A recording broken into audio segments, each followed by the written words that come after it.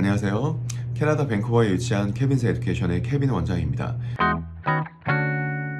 오늘은 저희가 진행하고 있는 서비스 중에 하나인 정착 서비스에 대해서 설명을 드리려고 합니다. 정착 서비스는 여러분들께서 캐나다 도착 이후에 필요하신 모든 부분들을 저희가 미리 이제 세팅을 해놓는 이제 그러한 서비스를 말씀을 드리는 것이고요. 정착 서비스는 그러면 여러분들이 출국일이 정해지면 언제, 보통 어느 정도 전에 저와 컨택이 돼서 미팅을 시작을 하셔야 되는지, 그리고 도착 후에는 며칠 동안 저희가 어떠한 서비스를 진행을 해드리는지에 대해서 설명을 드리도록 하겠습니다. 자, 오늘 말씀드렸다시피 정착 서비스 기간과 그 다음에 어떤 지역에 대한 서비스를 할 수 있는지, 어느 지역까지 저희가 커버를 할 수가 있는지를 설명을 드릴 것이고요. 그리고 정착 서비스, 지금까지 저희의 서비스를 받으셨던 분들의 간단한 후기도 설명을 드리도록 하겠습니다. 정착 서비스의 기간은 여러분들께서 이제 출국 일자가 정해지시면 그 출국일을 기준으로 좀 설명을 드리도록 하겠습니다. 보통 저와 이제 컨택이 돼서 미팅을 시작하는 그 시기는 여러분들의 출국 캐나다 도착일, 출국일로부터 최소한 2달 전에는 저와 컨택이 돼서 이제 미팅을 진행을 하셔야 되는데요. 그 이유는 바로 집을 구하는 것 때문에 그렇습니다. 집을 구하는 것은 한국에서도 사실 내가 원하는 집을 내가 원하는 예산에 맞춰서 지역과 그리고 내가 원하는 형태의 집을 딱 맞춰서 구하기가 쉽지 않은데 캐나다에서도 역시 마찬가지입니다.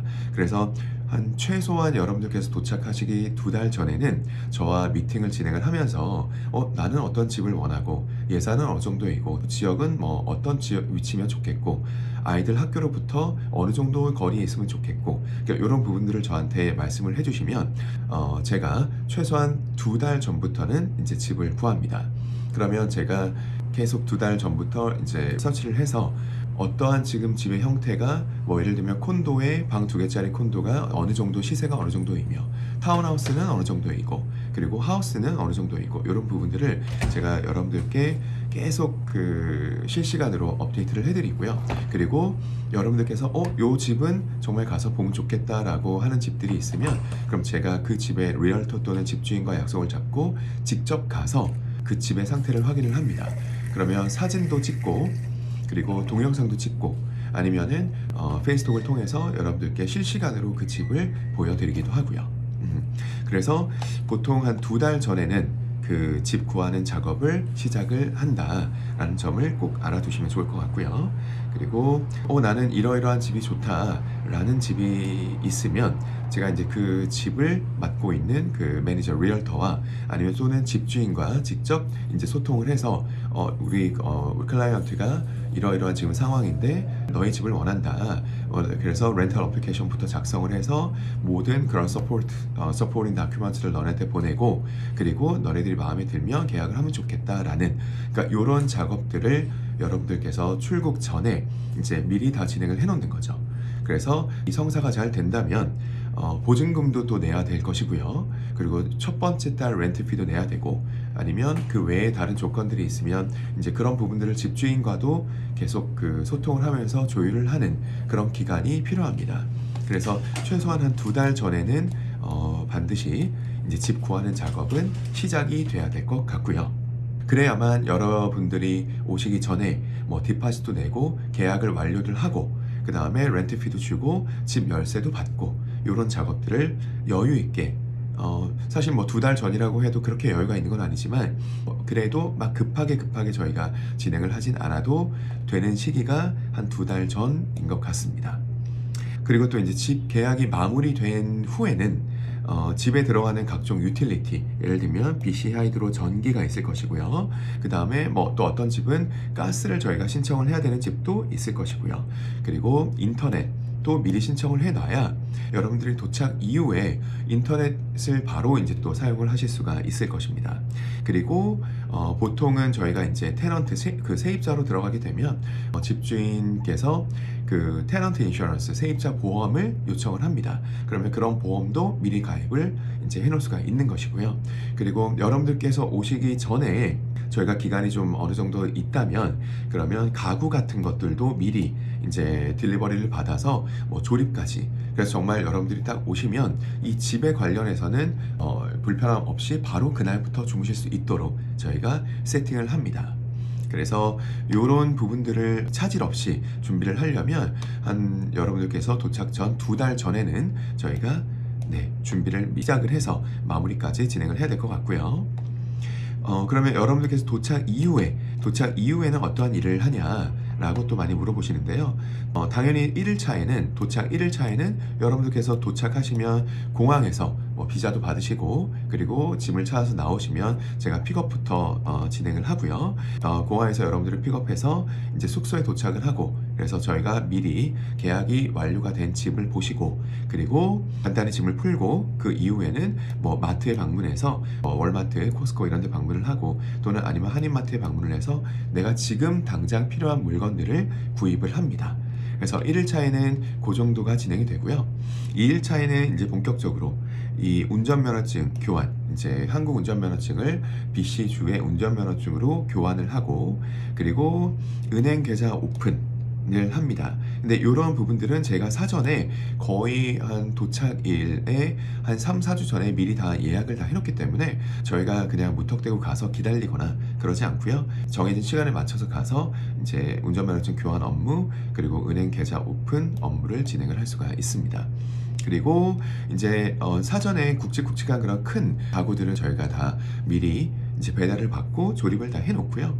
그래도 또 이제 좀 필요한 그런 부분들이 있으면 이제 아이케아라든가 현지 가구점을 방문을 해서 필요한 것들을 구입을 하십니다. 자, 그 다음에 차량 딜러십에 방문해서 이 부분도 역시 미리 사전에 저희가 약속을 잡고요. 여러분들께서 나는 이러이러한 브랜드의 이런 차를 원한다 라고 하면 현재 지금 그런 차들이 가능한 차들이 올라와 있는 것들을 확인을 하고, 그리고 그 딜러샵에 연락을 해서 여러분들께서 도착하는 시기에 맞춰서 그 약속을 잡고 방문을 하고 차량 상태를 확인을 합니다. 어떤 분들은 미리 캐나다에 도착 이전에 미리 내가 원하는 차를 그냥 아예 결정을 하시고 디파지트 내고 차량 금액까지 납부하시는 경우도 있고요. 또 어떤 경우에는 그래도 나는 가서 내가 직접 한번 보고 싶다 라고 하는 경우에는 오셔서 이렇게 약속을 잡고 저와 함께 방문을 해서 차량 상태를 확인을 하고 결정을 하시면 역시 차량 금액을 납부를 하시고 그 이제 이후에 필요한 절차들을 진행을 합니다. 자, 그리고 3, 4일차에는 아이케아에서 보통 이제 가구를 구입을 하시는데, 아이케아에서 미리 저희가 이 배달을 받은 가구를 저희가 조립을 하는 경우도 있고, 아니면 미리 그 퍼니처를 그 조립하는 분들을 어레인지를 해서 저희가 다 모든 가구들을 조립까지 완료를 해놓는 경우도 있습니다. 그래서 3, 4일차에는 만약에 그 부분이 안 되어져 있다면 이제 가구도 아이케아에서 가구도 받고 조립도 진행을 하는 게 보통 3일차, 4일차 진행이 되고요. 그 다음에 교육청에 방문을 해서 우리 아이들을 일단은 레지스터를 해야 됩니다. 그래서 아이들이 이제 잘 왔다라는 거를 교육청에다가 다 리포트를 하고, 이제 뭐 작성해야 될 서류가 있으면 서류도 작성을 하고, 그리고 이제 이런 부분들을 3차, 4일차에 진행을 하고요. 보통 2일차 또는 아니면 좀 빠른 경우에는 1일차에 이제 차량 관련된 부분들을 어느 정도 다 진행을 해 놓고요. 그리고 나는 이 차가 마음에 든다라고 하시면 이제 3일차, 4일차에 그 딜러샵에 다시 방문을 해서 이제 차량을 이제 픽업을 하는 거죠. 그러면 그 전에 이제 차량 금액에 대한 부분도 저희가 준비를 다 해놓고, 그리고 차량 금액을 납부를 하고, 그 다음에 그 차량 보험도 저희가 가입을 이제 동시에 진행을 합니다. 그래서 3일차, 4일차에는 보통 이제 내가 이미 선택한 그런 차량에 대해서 금액 납부를 하고 이제 차량까지 픽업을 합니다. 그리고 휴대폰 개통도 진행을 하고요.